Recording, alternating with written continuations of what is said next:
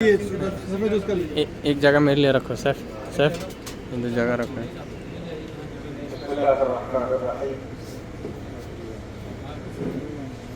سب جانتے ہیں وقت جنازے کا ہے. اسلام بہت ممتاز دین ہے. ہر معاملے کو اور ہر موقع کو مفید بناتا ہے. موت کے وقت یہ نہیں کہا کہ گھر سے نکالو اور دفن کر دو. ایک عنوان کیا کہ نماز ادا کرو, اس نماز میں سب اکٹھا ہو.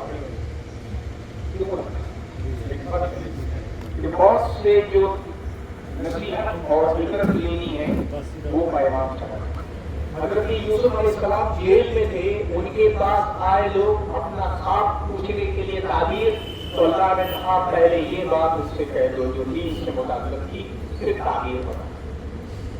ہم سب حدیث میں آتا ہے کہ حق المسلم علی المسلم ست, ایک مسلمان کا دوسرے مسلمان کا 6 حق ہے. اس میں سے ایک حق اللہ کے نبی علیہ السلام نے فرمایا اتباع الجنازہ, جب دنیا سے چلا جائے تو اس کا جنازہ اٹھا کے اس کی مسجد تک پہنچاؤ.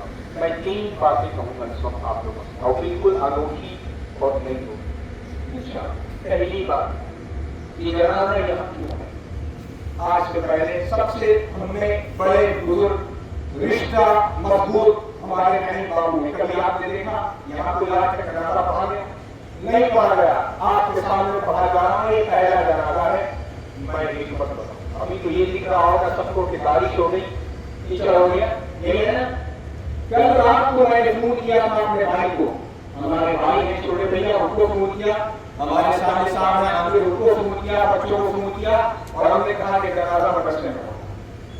اللہ تبارک و تعالیٰ نے پھر موسم ایسا بنایا کہ ہم کچھ نہیں بھی بولتے تو آپ کہتے کہ یہی جگہ مناسب ہے. حکمت کچھ بولو, حکمت اس کی میں بتاؤں آپ حیران ہو جائیں. وہ حکمت گھر کے لوگ تو جانتے ہیں مگر بہت سے لوگ جو ہیں وہ نہیں جانتے. یہ میرے بھائی جب سفر کرتے تھے تو سب سے ملنے کے بعد اخیر میں ابا سے ملتے تھے.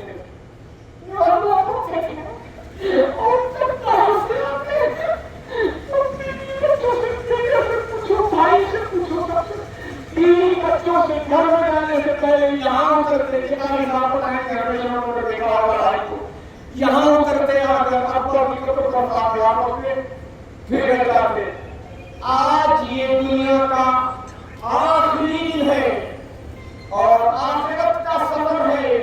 کیا اس دن یہ ابا سے نہیں ملتے؟ اور یہ میرا حق تھا کہ میں یہاں سے جانے سے پہلے جو روحانی تسکین ہمیشہ ہوئی ہے ابا حضور کے پاس وہ ان کو حاضر کروں کہ اب یہ کندھوں پر آنے والے ہو گئے, اپنے قدموں سے نہیں آ سکتے. میرا کام تھا, یہ راز کسی کو نہیں بتایا. یہ راز صرف اتنا میں نے کہا تھا کہ جنازہ مدرسے میں ہوگا. مجھے بھی نہیں معلوم تھا کہ مطلب بھی اللہ کے مدرسے میں ہوگا. میں یہ بھی نہیں جانتا تھا کہ بارش آ کر کیچڑ کر دے گی, کھانا یہی ہونا ہے, دوسری جگہ نہیں ہو, یہی ابا ہے, یہی دادا ہے. یہ اخلاص ہوتا ہے. پہلی چیز تو اس کی حکمت بتائی کہ یہاں نماز جنازہ کل ہم نے وچنے دیا تھا, اور اللہ نے ان کے اخلاص کے مطابق اس کو ثابت کیا کہ ابا سے مل کر جائیں گے اور ماں کے قدموں تلے سوئیں گے. ماں اور باپ کی خدمت دنیا میں بھی کرو, آخرت میں بھی کرو, اور اس کا پھل پاؤ. ایک بات یہ ہو. دوسری بات جو سب کے لیے, اللہ کو کون سا بندہ پسند ہے؟ یہ تو جاننا ہے اللہ کو کون سا بندہ پسند ہے. میں رائے پڑھتا ہوں, میں سب ماشاءاللہ علماء موجود ہیں, کیا کہنا, ایسا نصیب بھائی کا, ایسا نصیب. بارش کا موسم ہے, رات ہے, آپ بھی اس رات میں کہیں نہیں جاتے, لیکن یہاں پر ایسے ایسے ان کے پرانے دوست اس کو موجود ہیں جو کافی دور دور سے آئے ہیں. یہ بھائی کا اخلاص لایا ہے, کوئی پیسہ دے کر ان کو نہیں بلا سکتا, کوئی اپنا روح میں لایا ہے, محبت لے آئی ہے. آج پہلی بات تو بھی اس جگہ کے انتخاب میں. دوسری بات, اللہ کو بندہ کون سا پسند ہے. ابو داؤد شریف کی روایت ہے, كان رجلان في بني إسرائيل متآخيين احدهما مذنب والآخر مجتهد في العبادة. ابو داؤد شریف کی روایت ہے کہ بنی اسرائیل میں 2 شخص تھے, آپس میں ایک ساتھ رہتے تھے, پڑوسی ہوتے ہیں ایک دوسرے کے ساتھ میں, ایک گنہگار تھا اور دوسرا بہت عبادت گزار تھا. اور سنیے، ایک گنہگار تھا اور دوسرا بہت عبادت گزار تھا. جو عبادت گزار تھا وہ اس گنہگار کو دیکھتا تھا کہ گناہ کر رہا تو اسے کہتا تھا اکثر گناہ چھوڑ. ایک روز نے کہا خلینی و ربی، مجھے میرے رب کے ساتھ چھوڑ دو، مجھے تم تک نہ کرو. ایک روز پھر ایسا ہوا، اس عبادت گزار نے اس سے کہا خدا کی قسم خدا تیری مغفرت نہیں کرے. بخاری شریف حدیث میں موجود، اس نے کہا کہ خدا تیری مغفرت نہیں کرے. دونوں مر گئے. اجتمعا عند رب العالمین، حدیث کا الفاظ اللہ کے سامنے دونوں حاضر کیے. تو جس نے کہا تھا، جو عبادت گزار تھا کہ تیری مغفرت نہیں ہوگی، اللہ نے پوچھا میں نے تجھ سے کہا تھا کہ مغفرت نہیں ہوگی؟ میں نے کہا تھا یا تو اتنا قابل تھا کہ جو میری قدرت میں تو نے میری قدرت سے چھین لیا تھا اپنی قدرت میں. دیکھ میں اپنی رحمت سے اس کے جنت میں داخل کرتا ہوں. ملائکہ کو حکم دیا کہ لے جاؤ اس کے جنت میں، اور حکم دیا کہ یہ مغرور تھا اپنی عبادت میں، لے جاؤ اس کی جہنم میں، میں رب ذوالجلال ہوں، مجھے کس کی پرواہ. ایک اور حدیث حضرت انس بن مالک رضی اللہ تعالی عنہ کی روایت فرماتے ہیں، حدیث قدسی میں اللہ کہہ رہا ہے ابن آدم انک ما دعوتنی ورجوتنی غفرت لك على ما كان فيك ولا ابالی. ابن آدم جب تک تو مجھ سے دعا کرے گا، مجھ سے امید لگا کر رہے گا، میں تجھ کو معاف کر دوں گا چاہے جتنے تیرے گناہ ہو، اور مجھے کس کی پرواہ، میں رب العالمین ہوں، میں خلاق ہوں، مجھے کس کی پرواہ، مجھے کس کا ڈر، میں سب کو معاف، میں اسے معاف کر دوں گا. حدیث قدسی میں موجود. اب آپ دیکھیے، اللہ ہمیشہ وہ بندے جو پامال ہو جائیں، وہ بندے جنہیں دنیا معمولی سمجھتی ہے، وہ لوگ جنہیں ہم گنہگار کہنا شروع کر دیتے ہیں، تھوڑی موڑی چیز دیکھتے ہیں اور ہم اس پر جج کرتے ہیں اور حکم کرتے ہیں. منع کیا گیا. کیوں؟ کہ اللہ کی رحمتیں ان کو زیادہ آغوش میں لے لیتی ہیں. جب کوئی بندہ پامال ہو جائے، جب دنیا ٹھکرانا شروع کر دے، لوگ اسے برا بھلا کہنا شروع کر دے، تو پھر وہ اللہ کی طرف متوجہ ہو جاتا ہے. اس کا قلب کتنی بار اللہ کی طرف متوجہ ہو رہا ہے کہ کوئی شخص ایسا نہیں جانتا. اس لیے منع کیا گیا کہ اللہ تبارک و تعالیٰ کو وہ بندے زیادہ محبوب ہیں جو گنہگار ہو کر توبہ کرتے ہیں، آنسو بہاتے ہیں، اللہ سے معافی مانگتے ہیں. حدیث سنیے، کوئی بات نہیں اپنی.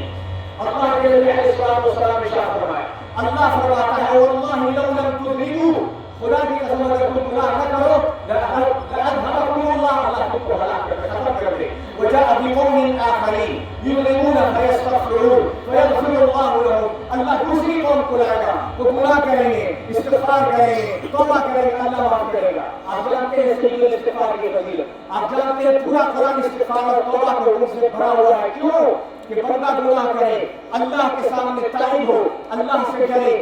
یہ زیادہ پسند ہے اللہ کو اس کے مقابلے میں کہ وہ بہت عبادت کرے اور اپنے کو غرور میں لے آئے، گھمنڈ میں لے آئے کہ میں تو بڑا عبادت گزار ہوں، میں تو بہت نیک ہوں.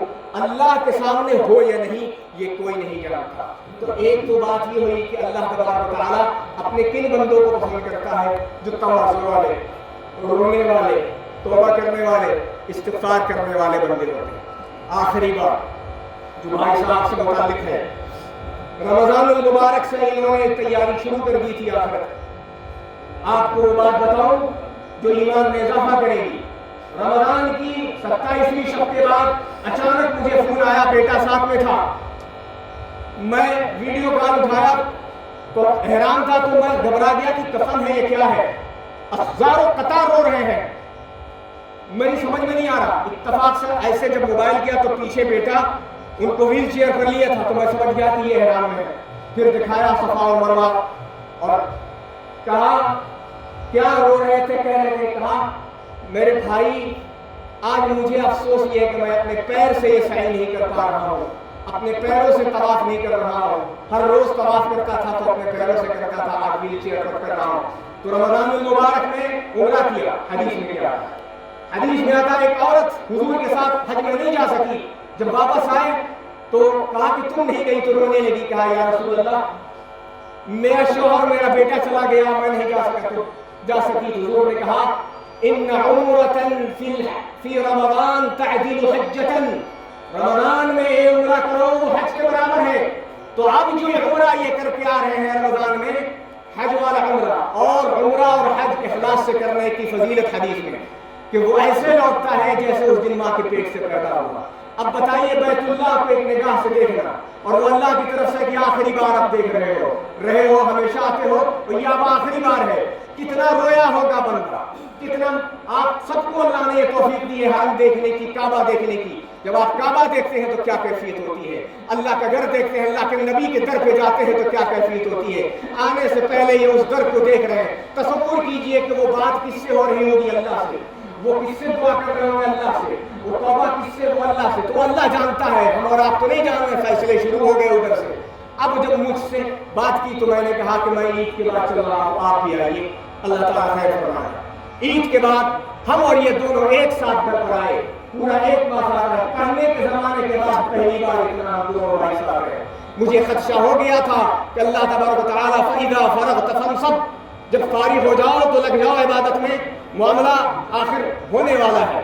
پھر اللہ تبارک و تعالیٰ کا فضل, مرض سے کافی دن دو چار رہے. آپ کو جانتے ہیں حدیث میں آتا ہے مومن کو کوئی مرض ملتا ہے, اس کو کوئی تکلیف ہوتی ہے, اس کے گناہ جھڑتے جاتے. ادھر عمرہ کر رہے ہیں رمضان میں, گناہ دھل گئے, پیدا ہونے والے بچے کی طرح ہو گئے.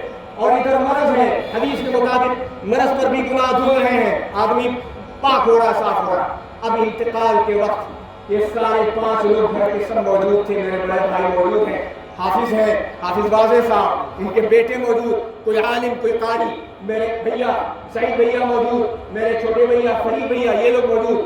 تو جب انہوں نے ہونٹ چلانا شروع کیا تو بھائی جان نے سمجھا کہ کچھ کہنا چاہ رہے ہیں. جب وہاں گئے تو دیکھا کہ پڑھ رہے قالوا ربنا يعلم انا الیکم لمرسلون. سورہ یاسین کی خود تلاوت کر رہے تھے. اور بھائی جان نے کہا کہ اتنی عمدگی کے ساتھ تلاوت کرتے تو کبھی سنا نہیں تھا میں نے, اور ہمارا بھانجا افضل کو بھی وہ تلاوت کر رہا.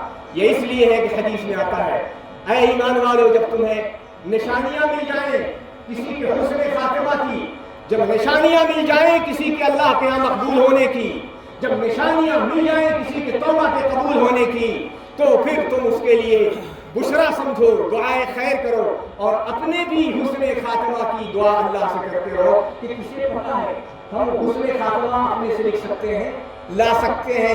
یہی چیز اللہ پیدا کرنا چاہتا ہے. حدیث میں آتا ہے اللہ کے نبی علیہ الصلوۃ والسلام نے صحابی سے کہا گناہ ہو جائے توبہ کرو. تو صحابی نے ایسا سوال کیا جو ہم لوگوں کے دل کے مطابق ہے, ورنہ ہم لوگ مر جاتے ہیں. یا رسول اللہ توبہ کریں, پھر ہو جائے تو فرمایا پھر توبہ کرو. کہا یا رسول اللہ.